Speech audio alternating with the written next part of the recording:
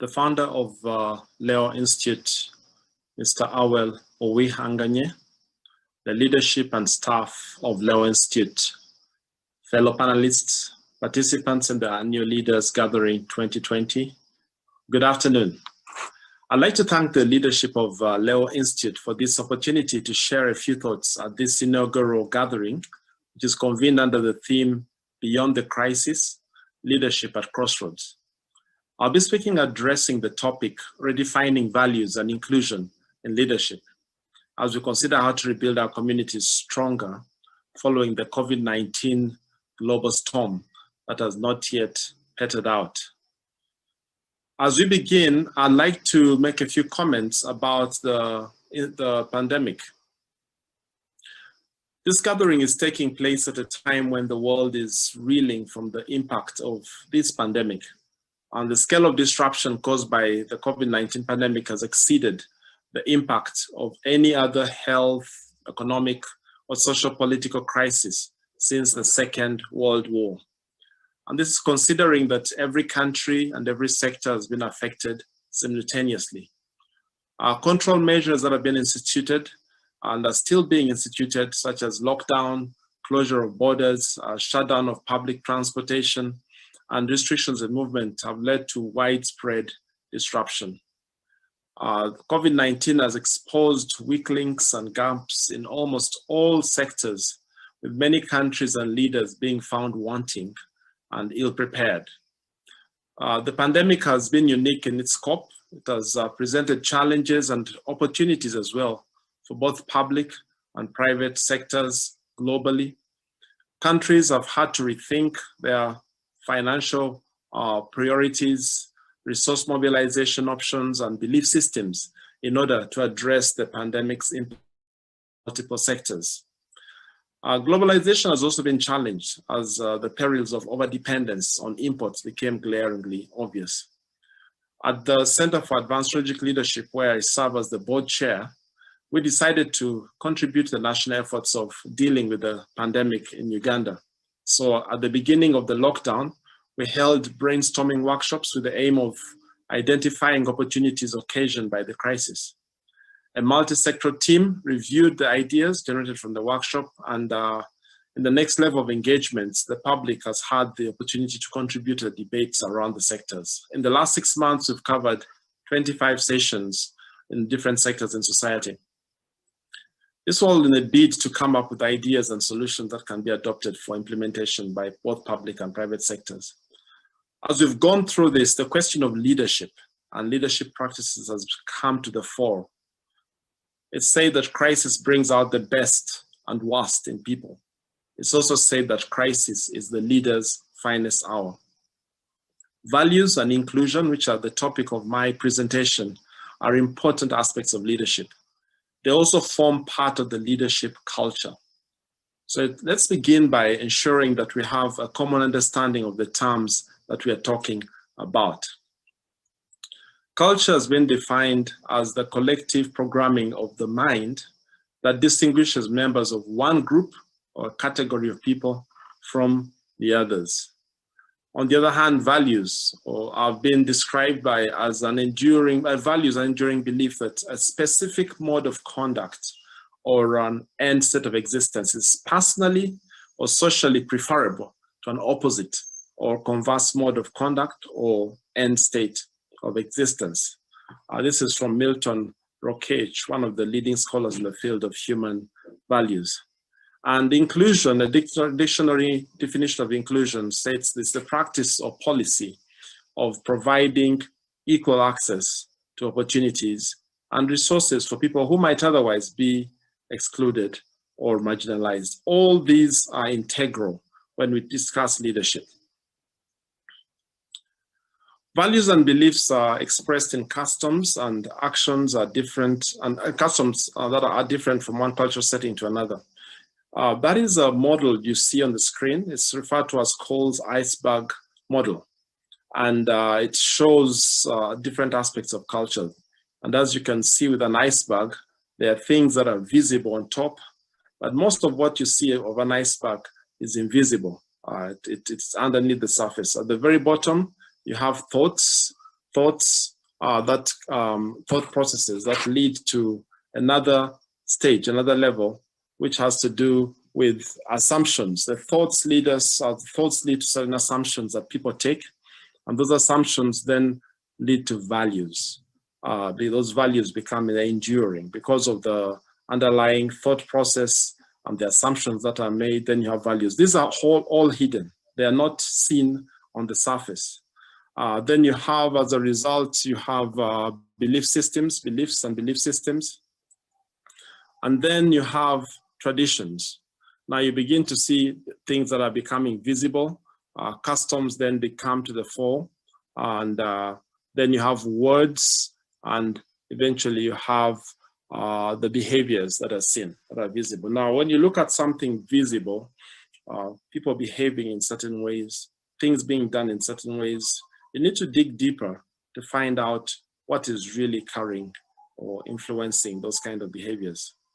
And these behaviors make sense only when seen through the basic beliefs, values, or culture of a people.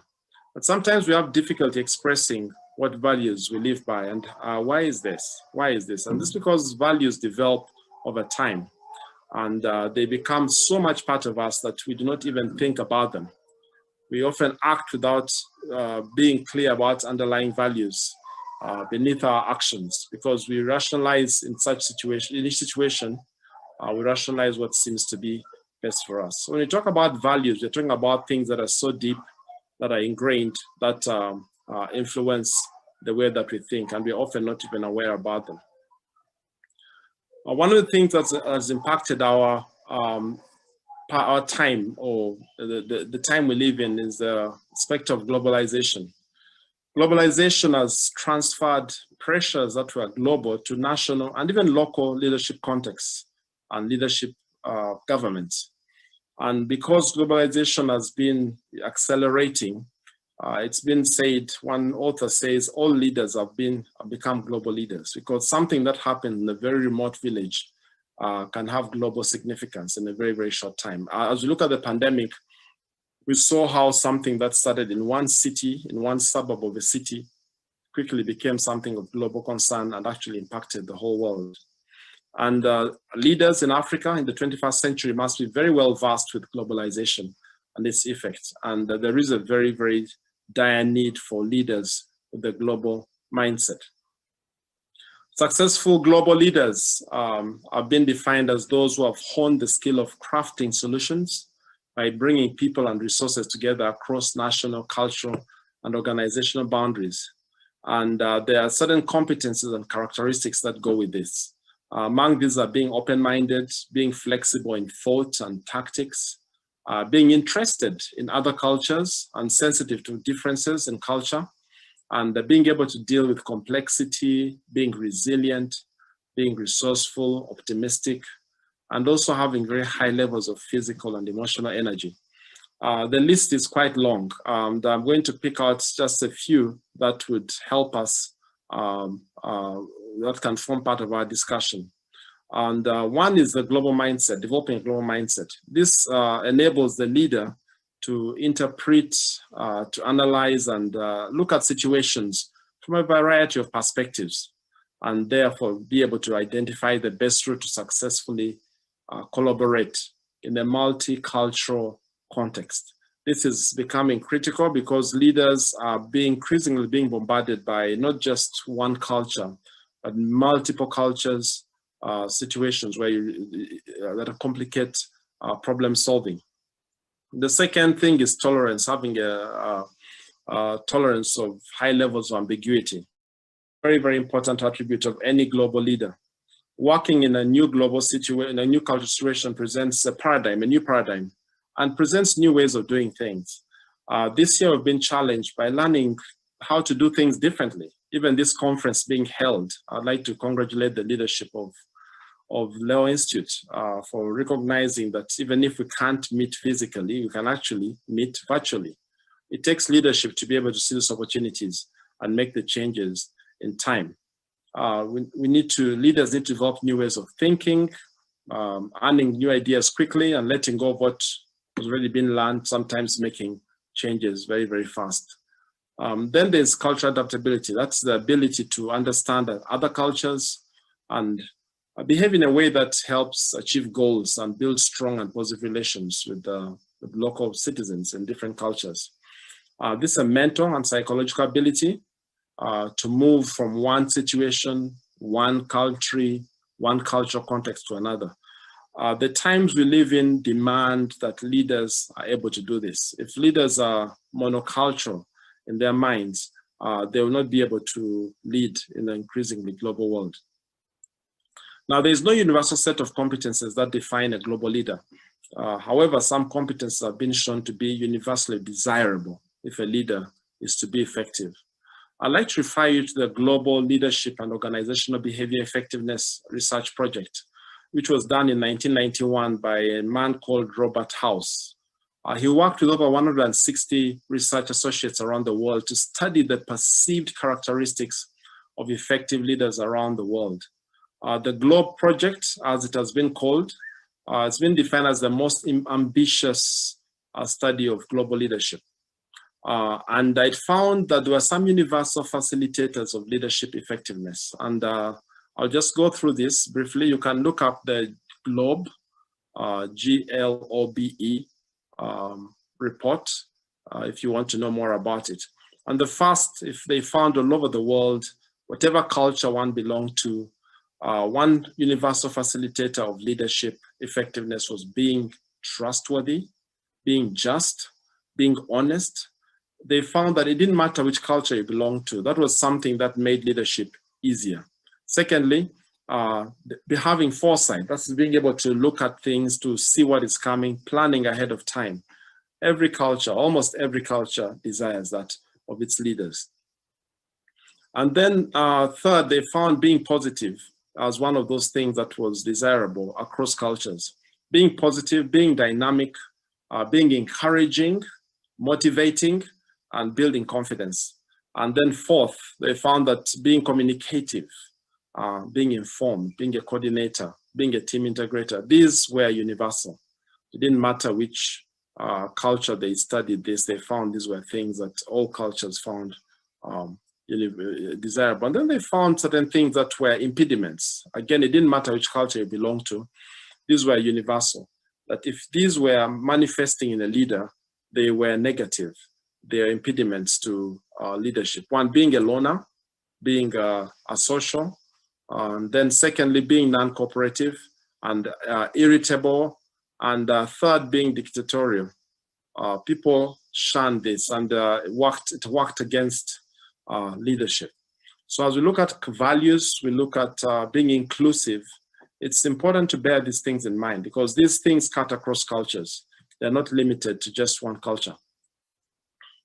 Now, I'd like to also quickly point out, since this keynote is laying the foundation for a discussion, there's some challenges that leaders would face as they move into cross-cultural leadership situations. There are quite a number of them, and I'm not going to elaborate them much, but I just want to bring them out there, and some of them may well be picked up by the panelists for discussion. Crossing cultural lines in leadership can be an assault to the person who's crossing, who's leading. And it also brings into question the assumptions any leader would have about themselves. We cannot function effectively as leaders until we understand the context we're operating in. And usually when you move to a different cultural context in leadership, you have to look again at what your beliefs are. And there are a number of differences that show up when you move into a different context of leadership. One, laws, businesses, practices tend to be different. This is more pronounced when you move across a country. It can also be in country when you move from one part of the country to the other. But generally you find that people within one country have evolved with certain laws and certain ways they do things. When you move to another country, you need to find out. It's important to understand because it's one of the things that assaults you. Language is a big issue. Sometimes you're in a place where language, you cannot understand the language, meanings, actions, how fast things move, whether you're moving slowly or faster, frame of reference and connections. I remember some years ago, I attended a conference, leadership training meeting in Hawaii. It was an intercultural one.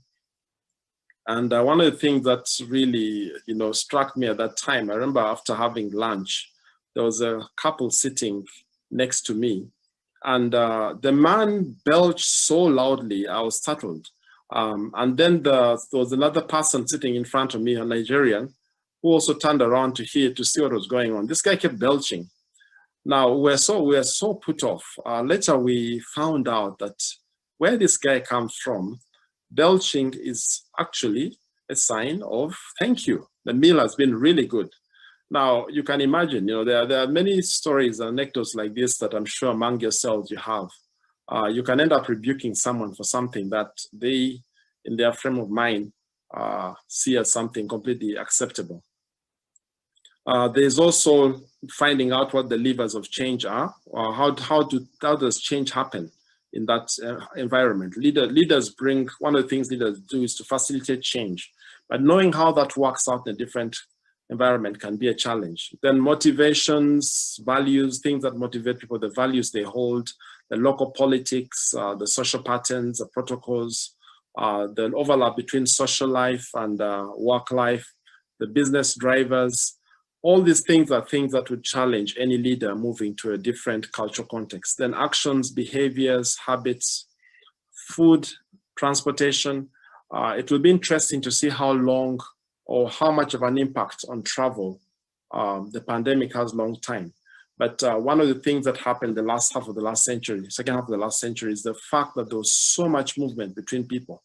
It's now not uncommon to move to some remote village in Noya, and you find Indians living in the remotest villages.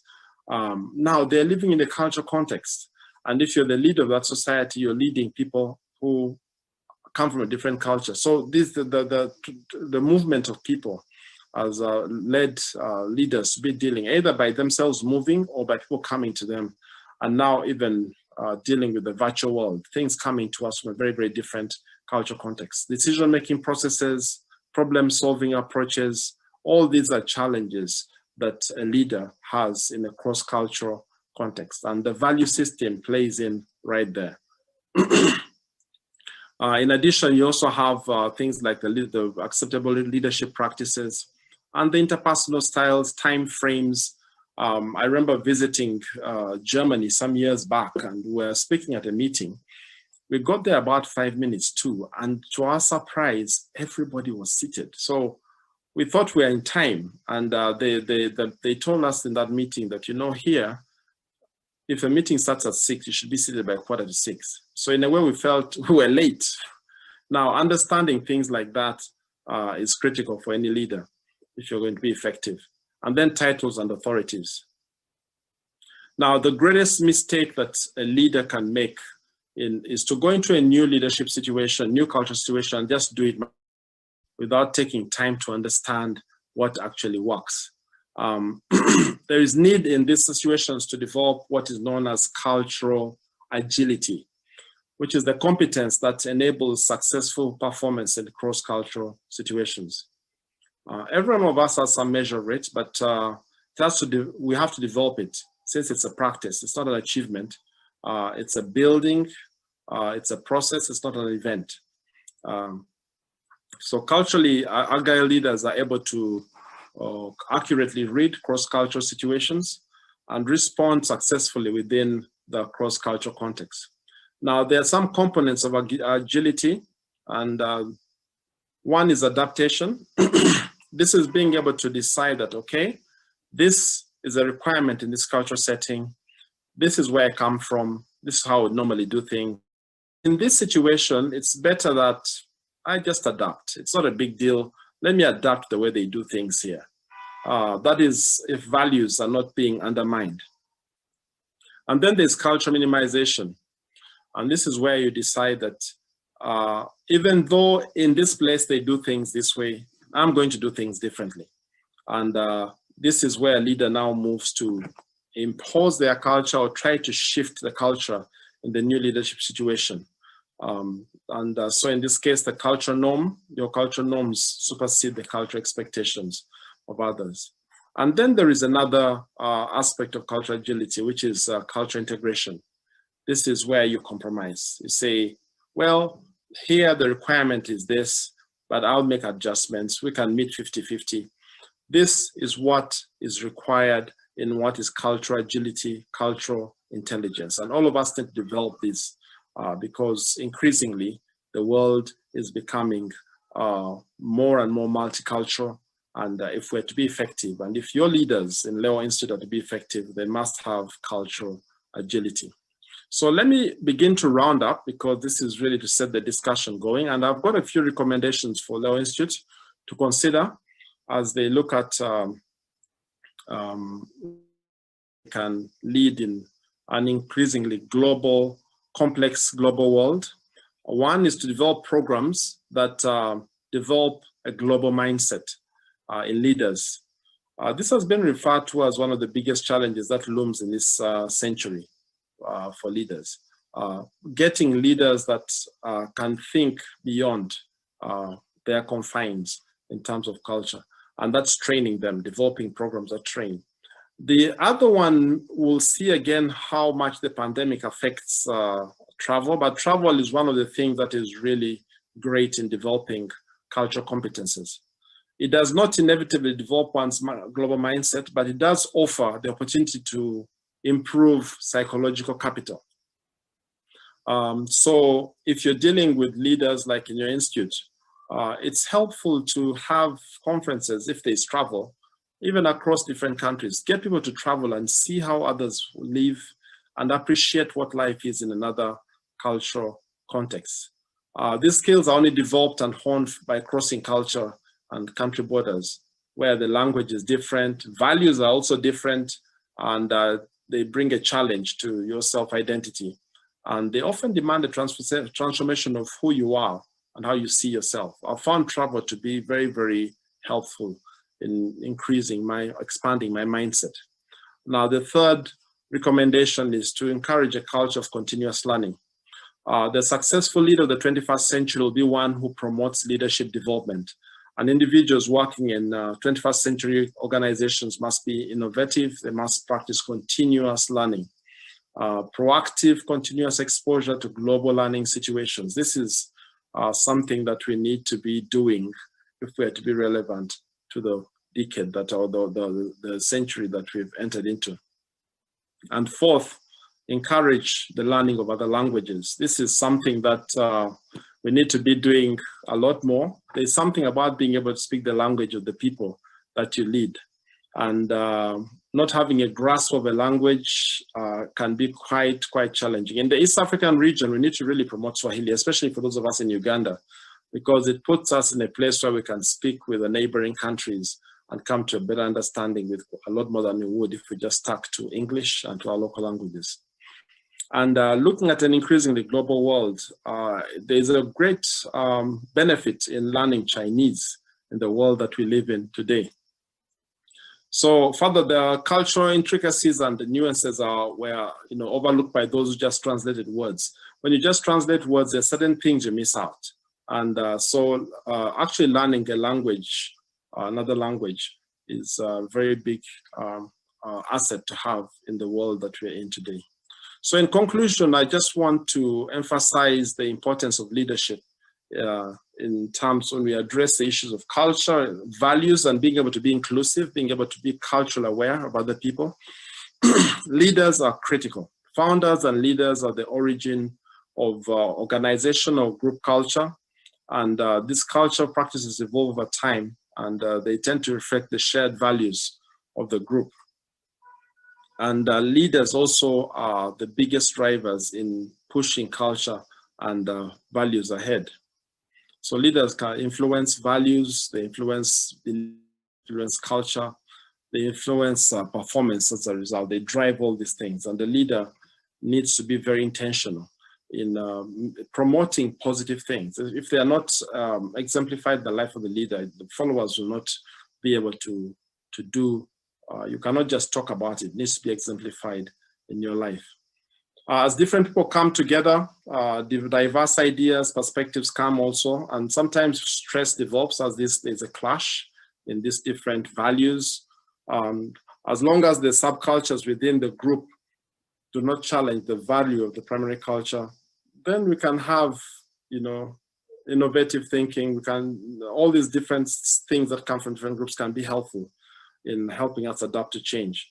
However, if there's a major misalignment, then we have conflict. And conflict can be beneficial in shaking up entrenched systems that need change, but can also limit growth. So leaders have to be able to manage culture change, manage conflict, and move organizations, cultures, and subcultures to a place of cultural harmony. Leaders play a very, very big part. So it's my hope that the leaders that come out of the Institute will be leaders that would help us have a more harmonious world. Thank you very much for your attention, and I trust that the ideas that have been presented here would be helpful in moving the discussion forward and helping us get enlightenment in making our world a much better place to live in, making Africa a place with higher value systems, but also that is more inclusive, not fragmented. Thank you for your attention, and back to the moderator.